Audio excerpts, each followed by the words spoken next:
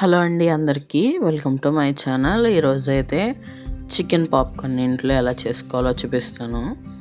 ముందుగా చికెన్ మంచిగా వాష్ చేసుకోవాలి. దాంట్లోకి శనగపిండి, ఉప్పు, పసుపు, కారం, అలాగే చికెన్ మసాలా, ఆయిల్ కూడా వేసుకొని మంచిగా మిక్స్ చేసుకోవాలి.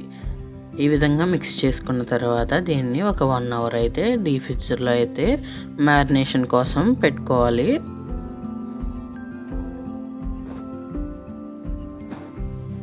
చూపిస్తున్న విధంగా డీప్ ఫ్రిడ్జర్లో అయితే పెట్టుకోండి.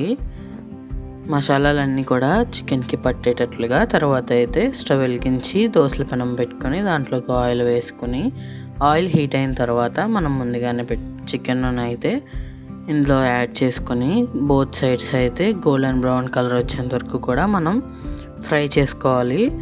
డీప్ ఫ్రై ఎలా చేసుకుంటామో అలాగే చేసుకోవాలి. కాకపోతే ఇక్కడ తక్కువ ఆయిల్ యూస్ చేస్తామండి, అంతే. 2 సైడ్లు కూడా మంచిగా ఫ్రై అయిన తర్వాత ఇది ప్లేట్లోకి తీసుకొని సర్వ్ చేసుకొని తింటే చాలా బాగుంటుంది. ఇదైతేనే టమాటో కెచప్ అయితే వేసుకొని తింటే చాలా అంటే చాలా బాగుంటుంది. మీరు కూడా ట్రై చేసి ఎలా వచ్చిందో కామెంట్ చేయండి, లైక్ చేయండి, షేర్ చేయండి, సబ్స్క్రైబ్ టు మై ఛానల్.